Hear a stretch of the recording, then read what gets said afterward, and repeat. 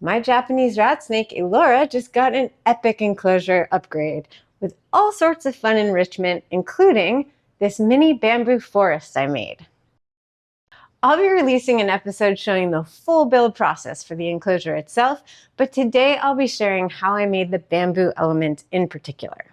If you want to make something like it, stick around and I'll give you a list of tools and supplies you'll need and show the step-by-step process so you can utilize my methods or adapt them as you please. Providing enrichment for our snakes is not only good for their physical health and cognitive function, but it can also benefit us as caretakers. Seeing our animals enjoy something we've put time, energy, and creativity into can be a serious mood booster, as is the process of making things. And if the enrichment also happens to be nice to look at, then even better. All that good stuff is part of what I call snake therapy. So let's slither on into it.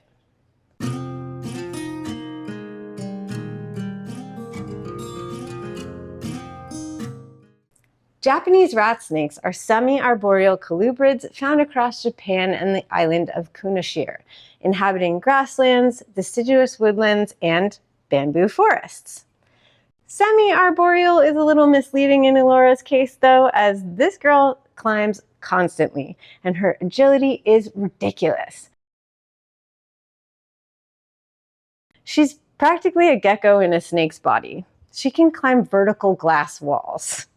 So I thought it would be fun to offer her a little imitation of her native habitat and a challenging climbing opportunity by making a mini bamboo forest to go in with the other branches and ledges in her new enclosure. The reason I made this piece instead of using real bamboo is that her enclosure isn't bioactive, and I wanted something that wouldn't mold, that I could remove and easily disinfect if or when it got soiled. I can pull the whole thing out and hose it down if needed, and the materials won't be affected by cleaning solutions. It was somewhat time-consuming, but not difficult nor expensive. So let's start with the list of supplies and tools you'll need, and then get to the fun part. I used PEX pipe because of its small size, but if you have a bigger snake and want to make a larger version of this, you can do so using PVC pipe of whatever diameter you like. PEX is more flexible than PVC, but the flexibility isn't important here, so the two are interchangeable in this case. You'll want some insulation foam board, sandpaper, rags, acrylic paint, brushes, and twine. I used green, but since you'll be painting it, you could probably use white or natural color as well. To cut the foam, you'll want a hot foam knife of some kind, and to paint it, some dry lock and tints. Or you could also use acrylic paint to tint the dry lock. I actually did a combination of both. Always use a respirator when cutting foam with a hot knife. You'll also need some clear sealant. I'll get into that in more detail later. Spray foam, more details on that during the build process too. And a Dremel or rotary tool with a cutoff wheel does come in handy, but it's not necessary. I like to use Lexol adhesive to join foam pieces together initially, but you can also use spray foam instead. Lastly, you'll want some artificial grass and a hot glue gun. I'll put this list and some non-affiliate links in the description below for your reference, and now that we've got our supplies, it's time to start creating. But before we do, please make sure you're subscribed and hit that like button if you could. Doing that or commenting on the video really does help the channel out, and you can help even more by heading to Patreon and becoming a supporting member, where you'll get ad-free viewing, some extra content, and basically become my hero. Thanks to all my current patrons. I really can't express my gratitude enough. All right, let's get to it. I started by cutting the 1/4-inch PEX pipe into slightly varying lengths that I knew would fit inside the enclosure door, and then used 150 grit sandpaper to abrade the surface and remove the printed writing, followed by 220 grit to smooth out the surface a bit more. You'll need to do this in order for the paint to adhere to the plastic. Then I used a wet rag to wipe each piece down and remove the dust.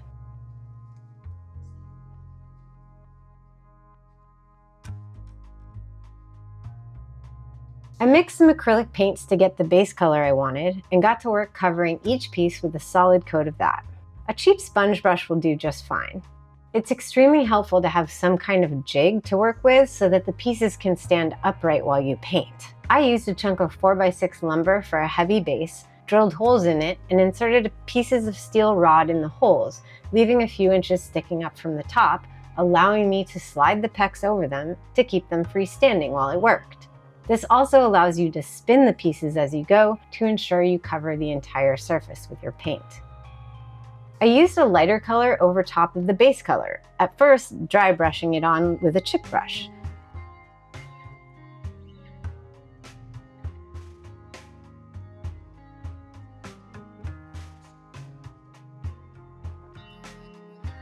I found that the brush strokes were too dramatic for my liking, so I tried a combination of brushing and wiping the paint with a rag to even out and blend the colors as I went. The rag method worked well and gave it a more natural finish.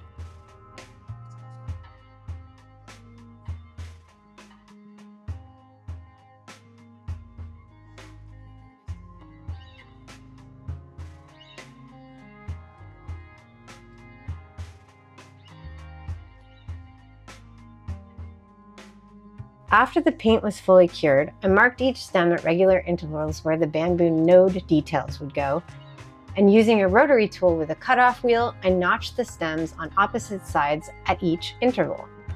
Since I planned to use twine to create the effect of the raised nodes on the bamboo stems, these notches would give my string somewhere to sit as I attached it. It isn't necessary to do this though, so if you don't have a Dremel, just mark your pieces with a pencil and skip to the next step.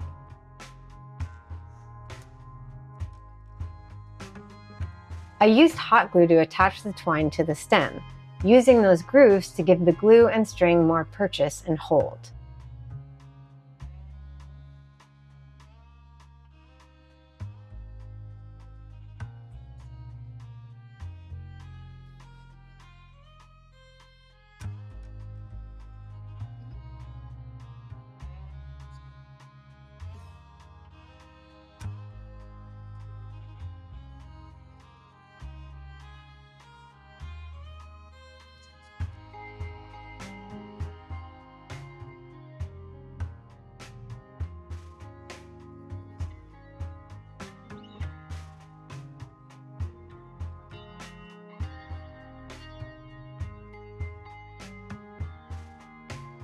I made sure to remove the strings of extra glue and cut off excess twine after everything was attached.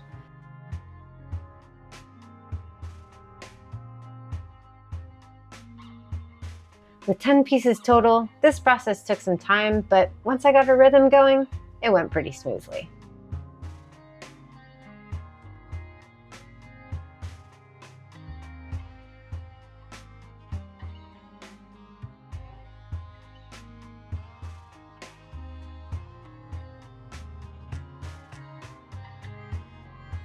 However unlikely, I wanted to make sure there was zero chance of Elora managing to squeeze herself inside of the stems, so I used hot glue to cap the tops of each of them.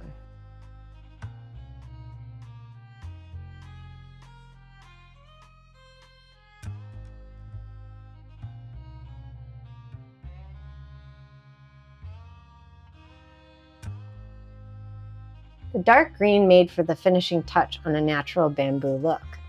I applied it to the nodes and then brushed up and down from each one, feathering it as I went, and leaving some of the base colors visible in between.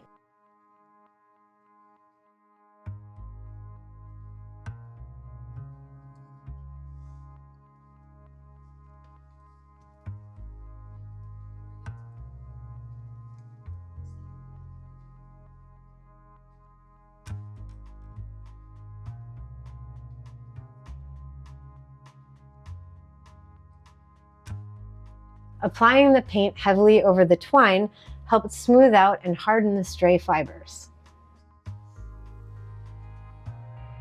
I also painted over the hot glue caps at the top.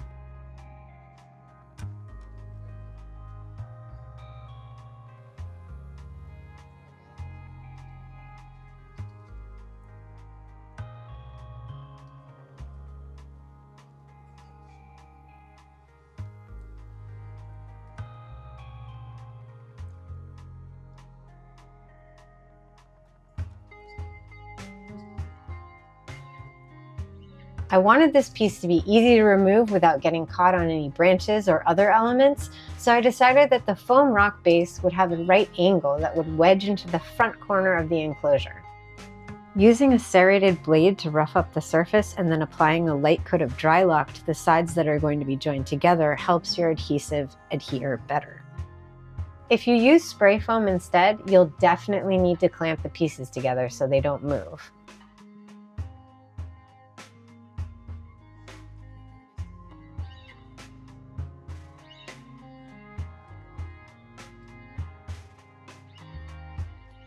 Next, I used a hot knife to cut the foam into a more natural shape. This is always my favorite bit of sculpting.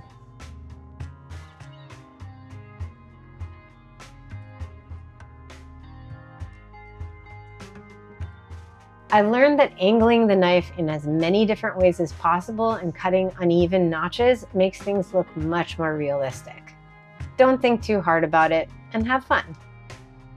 Since I didn't use spray foam, there were gaps in between the two pieces, but I had plans to fill those in later anyway. I tested out bamboo placement, but I realized that I really wouldn't know how I wanted it to look until I had the enclosure designed. So this project went on the back burner for a week or so while I got to work on that. Although acrylic paint is non-toxic, you need to seal it if you want to be able to use cleaning solutions on it without damaging the finish. So I used Eco Poly to complete the bamboo. You can use other types of clear sealers, but they could release VOCs under heat even after curing. So I recommend this product over anything else. It's the safest polyurethane to use around animals.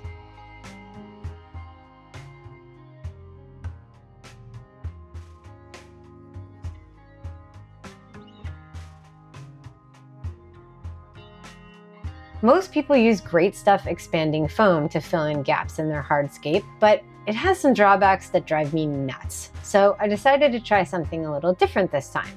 The same company makes a product called Great Stuff Pond and Stone. It doesn't expand quite as much as the normal stuff. It's black, which means it's less effort to paint your base coat on after it's cured, and you can reuse the can. All in all, that makes things way less messy.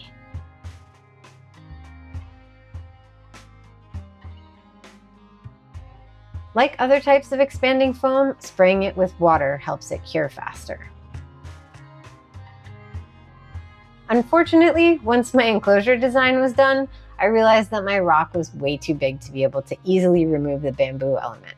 So I ended up having to cut it a couple more times until it was the right size. Luckily, I could reuse the can of foam I had used earlier to fill in the gaps that were revealed after reshaping it. When it was time for final placement of the bamboo, I pre-drilled holes for each piece and temporarily stuck them in the base while in place in the enclosure to make sure I liked the arrangement.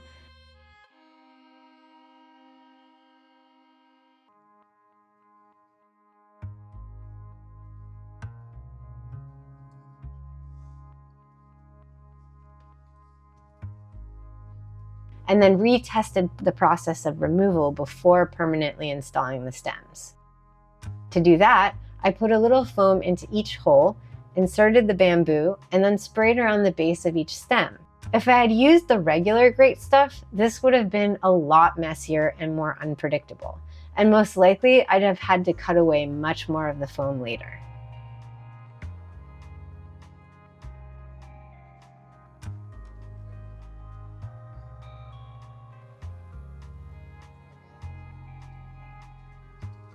After shaving a little extra foam off from around the bases, I used a mixture of black acrylic paint and Quikrete tint in some dry lock. The base color usually takes 2 coats in order to get full coverage. Then you can lightly dry brush other colors over top to give the finish more depth. I used 2 lighter colors here.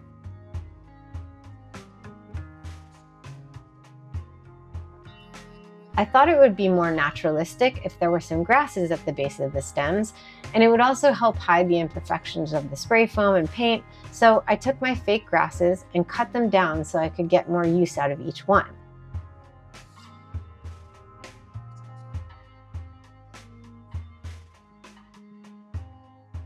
The wire stems were mostly easy to insert directly into the rock, but it also helped to use a toothpick to poke an initial hole and then insert the grass. Then I hot glued around the base of each of them to the rock.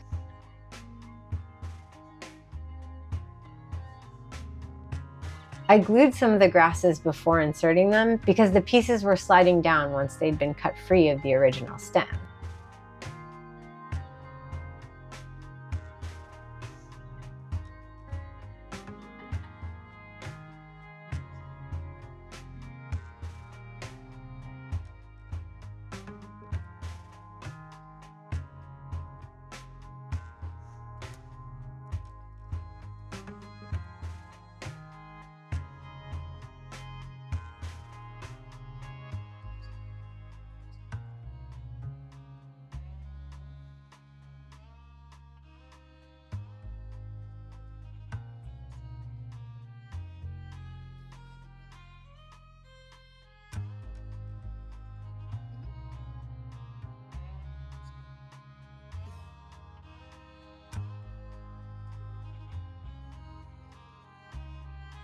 Next, I painted over the hot glue to make it blend in better.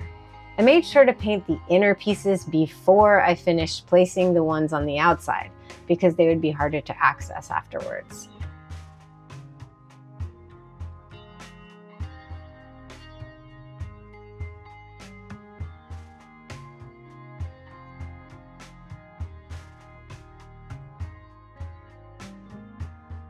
The final test was to make sure it was still easy to move in and out of the enclosure with the top and the lights all installed.